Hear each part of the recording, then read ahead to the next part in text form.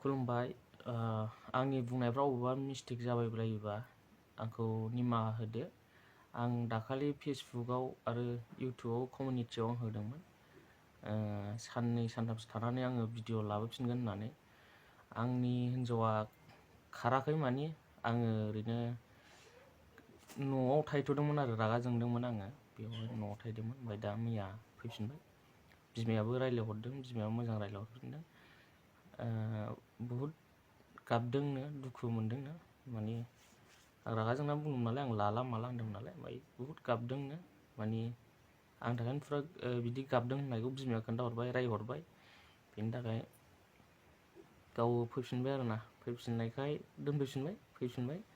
ओमफ्राय आङो भिडिअ लाबोनो होनदोंमोन नालाय, ओमफ्राय आं जेलाव दङ समावनो माने आं साननै सानथामल' जादों। बे समावनो आंखौहाय बियो ओरैबायदि खालामदों, बे रिदु होननाया ओरैबायदि खालामदों होननानै बे गावनो आंनो खोन्थाखादोंमोन आरो। ओमफ्राय खोन्थाखाबाय नालाय, ओमफ्राय गनायबाय आं, थेवबो आं सिरि थाबाय। बेफोरबायदि जबरदस्ति खालामनायखौलाय आंलाय माथो होननानै आं सिरि थादोंमोन। ओमफ्राय आं गावनो होनबाय केस होगोन मा होगोन होननानै बुंबाय नालाय, केसखौथ' होमबालाय होबायबो आरो सिरि होनाय जाबायमोन। ओमफ्राय बिसिनो खोन्थाहरबाय नोंनि फिसाया एरखम मावदों होननानै। बिसिनो खोन्थादोंमोन। गोबां नेगेटिभ खोथा रायलायनाय दंमोन कल रेकर्डआवबो। आङो गासिबो बेखौ होजोबनो हायासै, मानो होनब्ला आरो बे भिडिअखौ आङो ससियेल मिडियायाव भाइरेलबो खालामखानाय नङामोन। मानो होनोब्ला ओरैबायदि जादों, केसआथ' आङो सिरि होनाय जाबायना, बिसियाथ' आंना हिन्जावा होनो होखानाय नालाय, केसखौ आं क'क्राझार पुलिस थानायाव हैनाय जाहैबाय। ओमफ्राय कर्टआवबो स्टेटमेन्ट होनानै डाइरेक्ट होनानै फैखाबाय।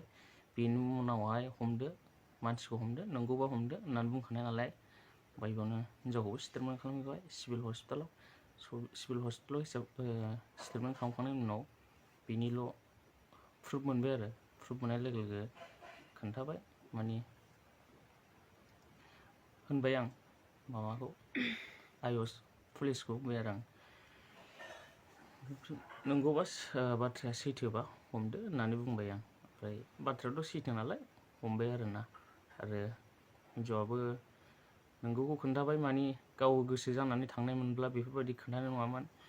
गाव खोन्थानाय बायदिबा कारखौथ' गाखोनो हाया नालाय आंनि हिन्जावा, खनसेबो कार गाखोफेराखै।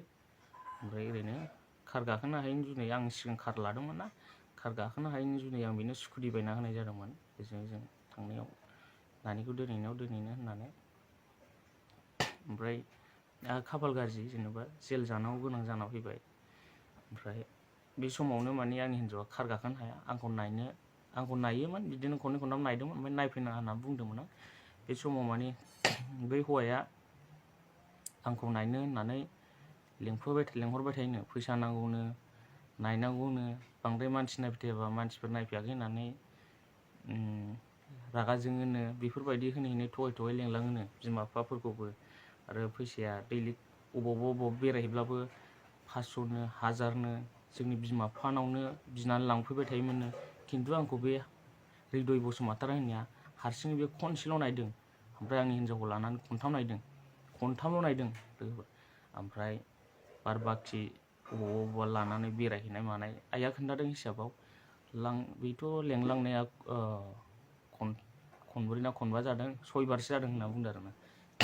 बिदि जादों। ओमफ्राय खननैसो लांनायावहाय माने लामा आं नोंना फिसाया जि सिख्लाफोर लानानै नैबे हाग्रायाव बानायदों, बिदि होननानै जेराव मोनो बेयावनो माने फुरा बुङै फुस्लायो आरो। नोंनि फिसायाबो जादोंबा नोंबो जादो मादो होननानै बिदि होननानै फुस्लायबाय थायो आरोना। फुस्लाय दा ओमफ्राय गैया, आंनि हिन्जावाबो थांनो नागिरानो। आं बिदि जानो हाया, बिमायाबो नायखांग्रा, बिदि जानो हाया जाहैबाय। दाना उफाय गैया, माने स्कुटिजों थाङो फैयोमोन आरो। ओमफ्राय ओइदिनखालि लास्ट थांनो होननायाव आंना उकिला 45,000 ना बेसेबां फैसा हैनांगौ दंमोन। 45,000 फैसाखौ बिमानि आखाइनिफ्राय लांबाय। ओमफ्राय आंनि हिन्जावखौबो नोंबो थफादो होननानै लिंलांनो, सोरबा बिबोनां थांफानो नागिरबाबो, सोरबा गामिनि सासेनि मानसि लांफानो थिनब्लाबो बिमा बिफाया लांफाया जाहैदों। ओरैबायदि फाल्तु बे मानसिया। ओमफ्राय बिदि होनबाय नालाय थांबाय, लानानै थांबाय।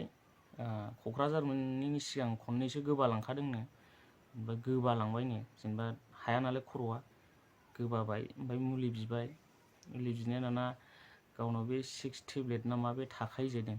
दाना बे 6 टेब्लेटखौ खर' सागानायनि होननानै जाहोबायनो। ओमफ्राय 6 टेब्लेट जाहोबाथ' मा जायो बेखौथ' मिथिखायो ओरैनो बयबो। दाना बिदि जाबाय नालाय, थेवबो बोरैबा खर'आ रासिन सासिनबाय नालाय, खर'आ रासिन सासिन मोनबाय नालाय दाना थेवबो माबाबायनो। ओमफ्राय मोनसे होमबालाय खर' सादोंबालाय मोनसे जायगायावहाय आनै दं, आनैनावहाय थाहैथ'नोसै, आनैनाव होननानै बेनो पार्सनेल रुम दंनो। बे रुमावहाय लानानै थांनानै दोनहैबाय। दोनहैनानै दाना बे बिसिनायावहाय दोनहैखांनाय लोगो आरो मा होनो मोनसे टेब्लेट जाहोबाय, बेखौ जादो, बारा साद्रायबा खर'आ गाज्रि जागोन होननानै बुंनानै आरो टेब्लेट जाहोबावबायनो। उन्दुलांनायनि ना मानि जायखिजाया 2 घन्टानि उनावसो माबा मोनदोंनो, हुस मोनदों होनदों गावबो। बेखौ गासिबो माने थानायाव बुंना होजोब्बाय, गासिखौबो माने खर'आव बुंना होजोब्बाय आरोना। बेफोरबायदि जबरदस्तिसो खालामनाय जादों दा आंनि हिन्जावखौ। बेखौ माने दा बेनि थाखाय बेखौ केस होनाय जाबाय। गावनो होदों, गावनो गासिबो माबा होजोबखादों। माने आङो थांनाय फैनायनि एसे एनै थांफानानै होफाबाय आरो, बेनोसै आरो बिदि खालामनानै दाना उनाव 2 घन्टासोनि उनावसो हुस मोननानै सिरि मोननानै बुंबायनो, आंखौ मानो बेबायदि खालामखो माखो होननानै नांलायलायबायनो, गावसोर सानैजोंनो नांलायलायनायनि उनावहाय आंनि हिन्जावखौबो बुंनानै केस होगोन मागोन होनना बुंदोंनो बे आंनि हिन्जावआ। दाना बिदि बुंबाय नालाय, बे हौवाया मा नों प्रुफ गाननानै केस होनोसै मानोसै होननानै नांलायलायनानै हौवाया हारसिं फैनाय जाबायनो। ओमफ्राय आंनि हिन्जावआ हारसिङै लाइन बासजों फैनाय जादोंनो। लाइन बासजों फैनानै ओमफ्राय आंहाथ' जेनेबा बे समाव होमबा 1.5 मासल' जाहैदोंमोन खोमा, 1.5 मास 2 मास। बेनि उनावहाय फैसाखौबो जानानै थाबाय, आंखौ बख'नांगौ मानांगौनि जेबो रावबो मानसि गैलामोन बे समाव। आंनावथ' बिफाया माबासो आबाद मावनानै जाग्रा नालाय बारा बिदिखौ मिथिया, थेवब्लाबो मिस्थ्रि मावो दा, खस्थ' मस्थ' खालामनानै आं गाम्बारि बिफां बिदिनो सिगुन बिफां माबा गायनाय दंमोन आरोना। बे बिफांखौ फानला फाननानै ओमफ्राय बै फैसाखौथ' जाखाबाय, 45,000 ओइदिनखालि दाय जालायदों। बेनिफ्रायनो बे फैसाखौ हरफिनखायासैबो, आरो आंखौ बख'नांगौनि जेबो दायथ'बो लाखायासै। आरो उकिल फन हरब्लाबो बिनि गनाय देरा फैसिगौ, मानो खेल लादिया नोंसोरलाय, मानो फैसा लाबोदिया, बिदि होनहरबाय नालाय। उनाव उफाय गैला, बे फैसायाथ' बे जाखाबाय नालाय, उफाय गैया। बिफाया बे गाम्बारि बिफां, गय बिफां गय बिफांथ' नङा गाम्बारि बिफां सिगुन बिफांखौ फानबाय, फाननानै 25,000 मोननाय जादोंना। ओमफ्राय गय बिफांखौहाय माने बन्दक होबाय, 25,000 होनानै आंखौ 50,000 मेनेज खालामनानै माने बिफायासो बख'नाय जाबाय। ओमफ्राय सासे लोगो दं, लोगोथ' नङा आंनि देरसिन, माने बे मामायाबो आदायाबो बिराद आंखौ हेफाजाब खालामबाय। बेबो 20,000सो 25,000सो हेफाजाब खालामनानै माने आंखौ बेलाव लाबोबाय आरो।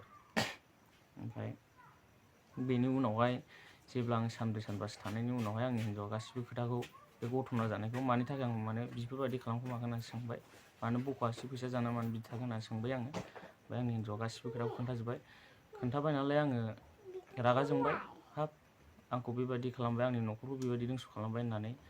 आंनि हिन्जावआथ' आंखौ खुलुमलायनानै निमाहा बिदों, थेवबो आङो बिदि नङा, आं जबरदस्ति खालामनायखौ आं बिदि नोंखौ साजा होआ दाना आं सिरि थादोंमोन। नाथाय दिनै बेखौ गोबावखासै, बेखौ जेलाव हरनाया 25-26 दिनसो जाखाबाय दिनैसिमाव आरोना। सिरि जों जेलाव हरदोंमोन, ओमफ्राय बिसिनो जों सिरि खोन्थाहरदोंमोन। ओमफ्राय खोन्थाहरनानै दा मानसिखौ जेलाव हरबाय नालाय, ओमफ्राय दिनैसिमाव सिरि थादोंमोन। थानानै जेब्ला 10-15 दिन 20 दिनसो बारनायनि उनावहाय आंखौहाय मा होनदों, आंखौ हेरेसमेन्ट होदों बिदामोनहा। बेनि बिदाया नङा फ्रामा जेबो प्रुफ गैया, मा गैया, अबे जायगायाव मा जादों, अबे जायगायाव नङा फ्रामा, बेखौ माब्रै बेफोरबायदि केस होनो माखो बेफोरबायदि होननानै आंखौहाय मिथिं लिंदों। आं नङाबा बेबायदि केस होनो हाया, बिदि केस होलाबाया मा होना, आंखौहाय माने बेफोरबायदि हेरेसमेन्ट होननानै दिनै आंनि बिदा गावनि बिसिजों आरो गावजों माने आंनावहाय निमाहा बिदों, माने आंखौ केस दाहोसै होननानै आंनावहाय फन हरदों बियो। आं नोंनो 1 लाख हरगोन, नोंनि फैसा 45,000ल'बा आं नोंनो 1 लाखखौनो हरगोन होननानै आंनो फैसा 1 लाख जासिदों। आंनो मानो नांगौ 1 लाख फैसाखौ, आंनो मानो नांगौ होननानै आं नांलायनाय दंमोन। बै कल रेकर्डिंआ गोलाव दंबावोमोन माखासे खोथाखौ माने गाज्रि नांलायनाय जानायखाय आं माने ससियेल मिडियायाव हगारनाय जायाखै। आरो बायसान्सनि नङा होनोब्लाबा आं गासिबो कल रेकर्डखौ आं हगारजोबनो थाखाय आं राजि। नैबे बिसिजों नांलाय, बिसियाथ' मा रोखोमनि मानसि गासिबो खोन्थाखाबाय। अनेक गावसिनि गामिनि मानसिफोरखौबो बेबायदि खालामो, फिसाइ गैयैखौ बिराद नोजोर होयो, बयबो मिथिगौ माथो। आयौ, दुनियानि गावसिनि एरियानि खाथिनि मानसिफ्रानो आंनाव फन हरदों, खोन्थाहरदों, बेबायदि मानसिखौ मानो नोङो मामा हमखो माखो होननानै। अनेक दं, अनेक मानसिफोर खोन्थाहरनायबो आंनाव कल रेकर्ड दंजोबो। आं गोसो जायोबा हगारजोबनो हायो। मानि थाखाय आं हगारनो, आं बिदि हगारा होननानै थादोंमोन, नाथाय आंखौ हेरेसमेन्ट होनायनि थाखाय आं दिनै बै कल रेकर्डखौ आं हगारनाय जादों। आरो आंखौ बेबायदि इन्स्टाग्राम खैफोदाव नुनानै बेफोरबायदि खालामनायखौ आं सुखुवा, मिथिबाय। नों फैसा 45,000 जादों ना मा जादों, आं बे फैसा 45,000 जानायखौ आं जेबो सानबावाखैमोन लुगव बसुमतारीखौ। खिन्थु आंखौ मोजां बख'नांगौमोन, खिन्थु आंनि हिन्जावखौ बेबायदि गाज्रि नोजोरजों नायनो नाङामोन। बेबायदि नङामोन, मिथिबाय।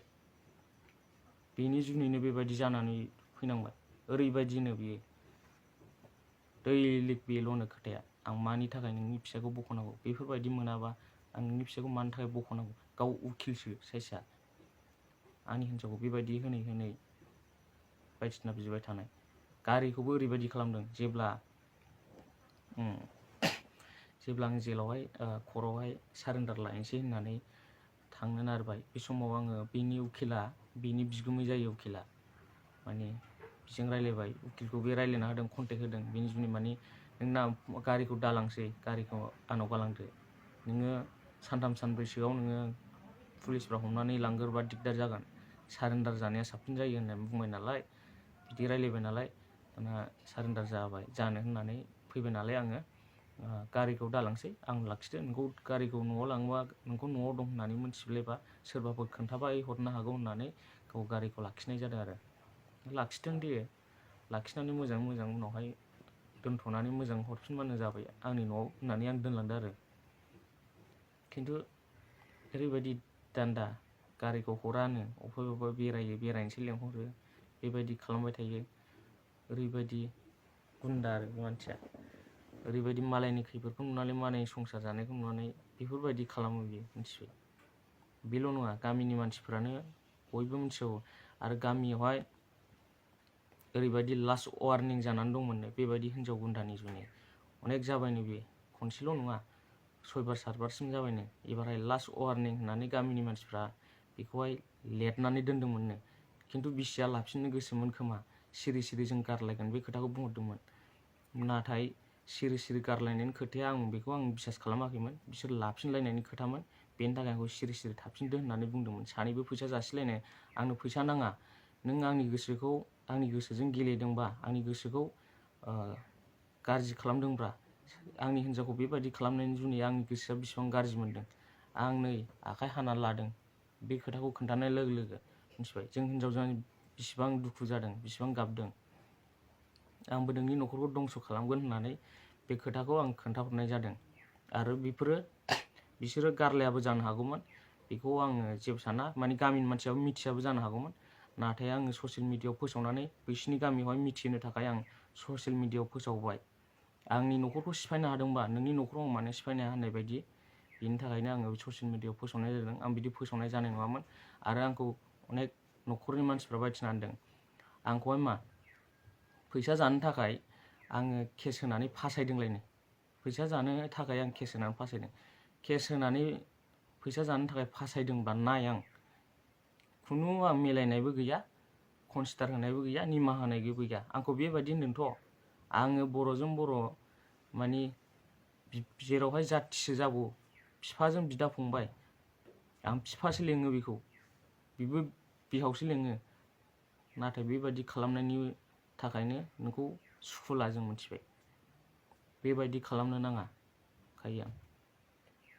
बेनिखायनो नोंजोंहाय मिलायफिननांगौआ गोब्राबसै। आरो नोंनि जाथि खुरमाया आंखौ बेबायदि होनबावदों, बेबायदि फानबावदोंथ', आं मिलायनांगौ बिराद गोब्राबसै आरो। बेनि थाखाय मानि लोगोफोर, आङो दाखालि होनखादोंमोन नोंसिनि सिगाङाव भिडिअ लानानै फैगोन होननानै। आंनि बुंनांगौ खोथाया बेनोसैमोन। न'खरनि मानसिफ्रा आंखौ मानि प्रेसार होदों, बेनि थाखाय आङो कल रेकर्ड, फन रायलायनाय, बेजों रायलायनाय गासिबो आङो बे खोथाखौ नोंसिनो बुंनानै होनो थाखाय आं फैदों। आरो बिसास खालामाबा आं हिन्जावखौनो होनहोबावगोन गाबोन। होमबा भिडिअआ एसेनोसै। मानि मबाइल फना मेम'रिया बक्ति जाबाय, बेनि थाखाय आं गासिबो खोथाखौनो बुंनो हाला। नावराय नेक्स्टआवहाय माबा मोनसे भिडिअ लाबावगोन आं, बेखौ नेनानै थादो। होमबा एसेनोसै।